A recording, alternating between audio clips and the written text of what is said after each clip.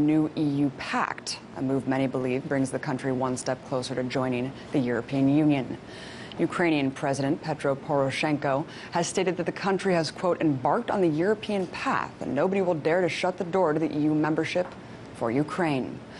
So to shed some light on this precarious situation and why Ukraine is so important to both Russia and the U.S., I'm joined now by historian and professor Peter Kuznick, author of The Untold History of the United States. Thank you so much for coming on again.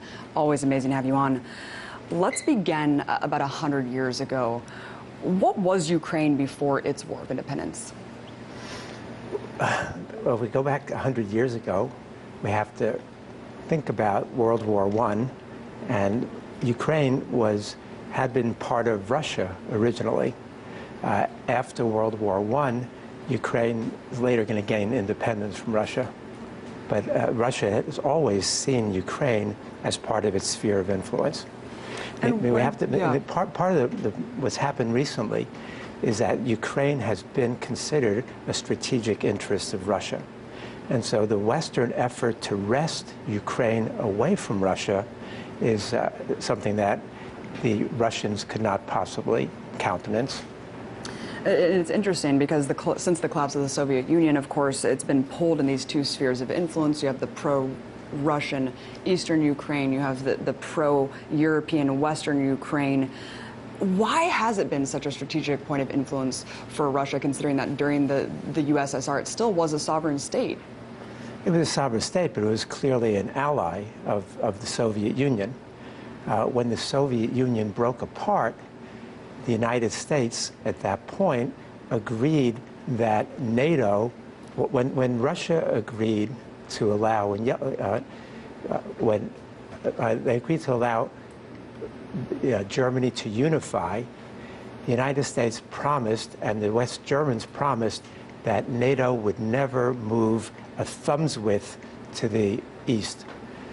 And so that's part of it. We really, to understand this, have to go back much, much further to the early history between the United States and the Soviet Union.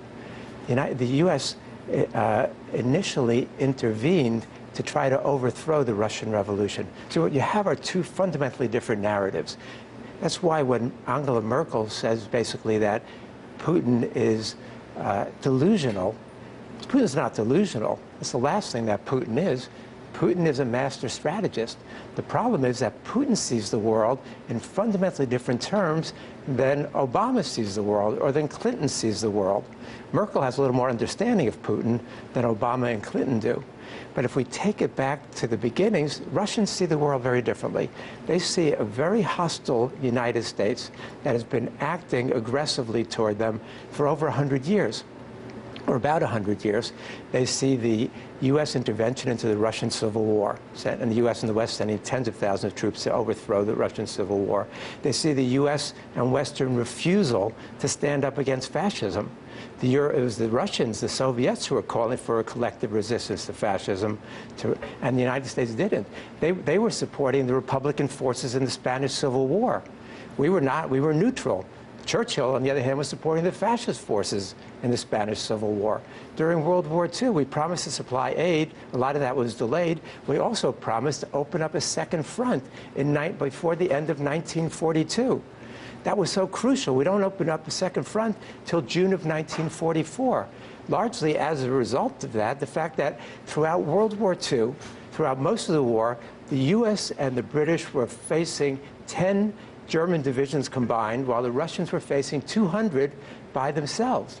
The Russian casualties in World War II, the deaths were astronomical.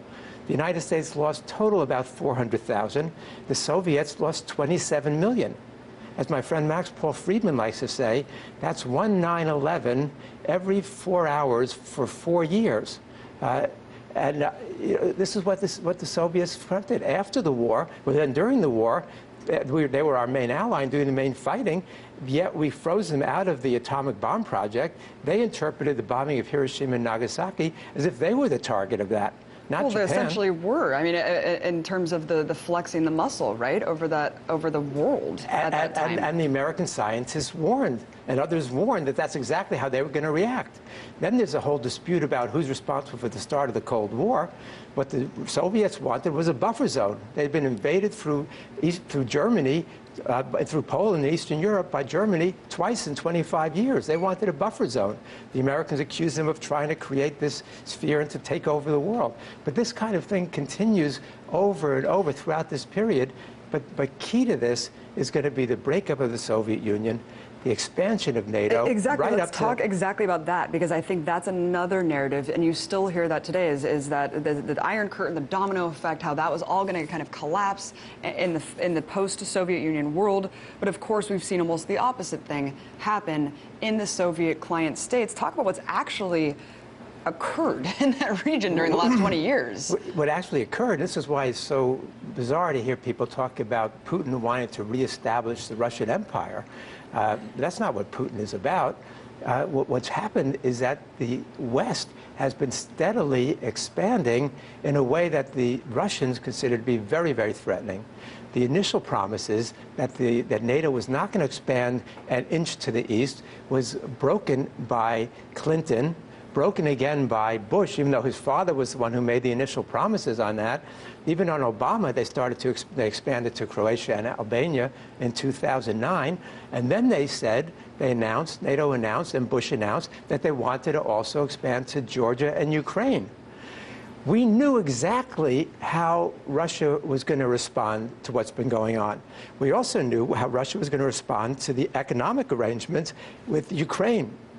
This has been part of a long-term strategy on the part of the Europeans and the United States to try to wrest Ukraine away from the Soviet sphere of influence.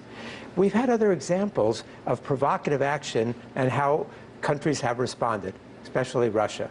I go back to 1979 in Afghanistan, when Brzezinski, by arming and training the Islamic extremists, those same Islamic extremists who have blown back now, who were fighting in the Middle East, those were our allies. And when there was a government in Afghanistan friendly to the Soviet Union in 1978, we decided we were going to undermine it.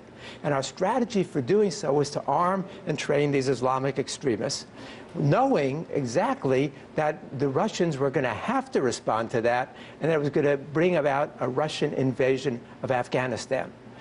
When Russia invaded, Brzezinski, the National Security Advisor, was not disappointed. He was thrilled. He said, now we've done what we wanted to do. We've given the Soviet Union its own Vietnam. We knew again, we don't have the documents, I can't prove this, but I'm sure that they had game planned the scenario whereby if they brought these economic agreements and potential military agreements between Russia, between Ukraine and Europe and the West, that they did in late 2013, they knew that the Russians were going to have to respond the way they did. Why is Crimea, well, of course we know about the National Endowment for Democracy, USAID, the investment of $5 billion since the collapse of the Soviet Union. Victoria Nuland admitted that at the press club back in December.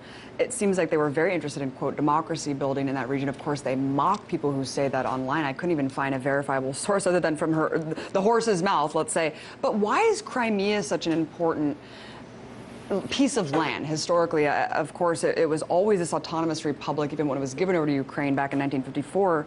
And of course, there's all these reports on whether the referendum was fair or not. What do you think about that entire? The referendum was certainly very one-sided. Right.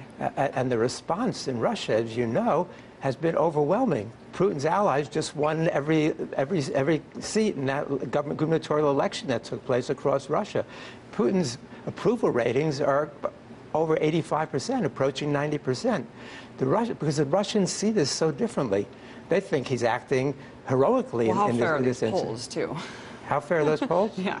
I think the evidence suggests that he really is that popular now. And he does a lot of things that we might not approve of.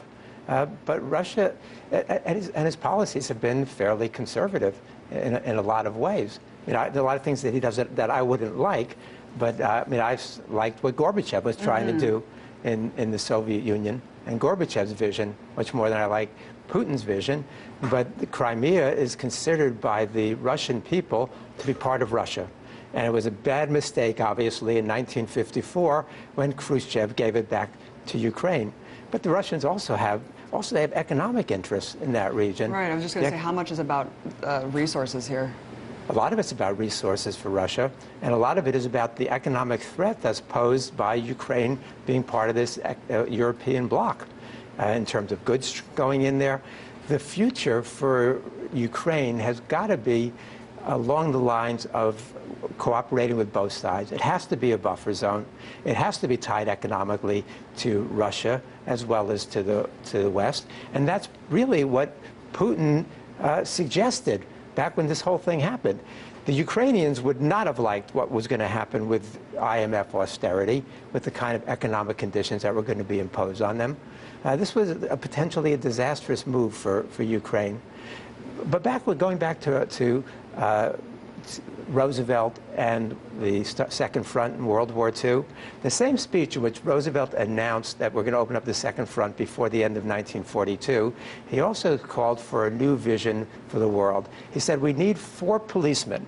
He said the 4 policemen need to be the United States, Great Britain, Russia, and China. And between the 4 of us, we can impose order and stability on the world.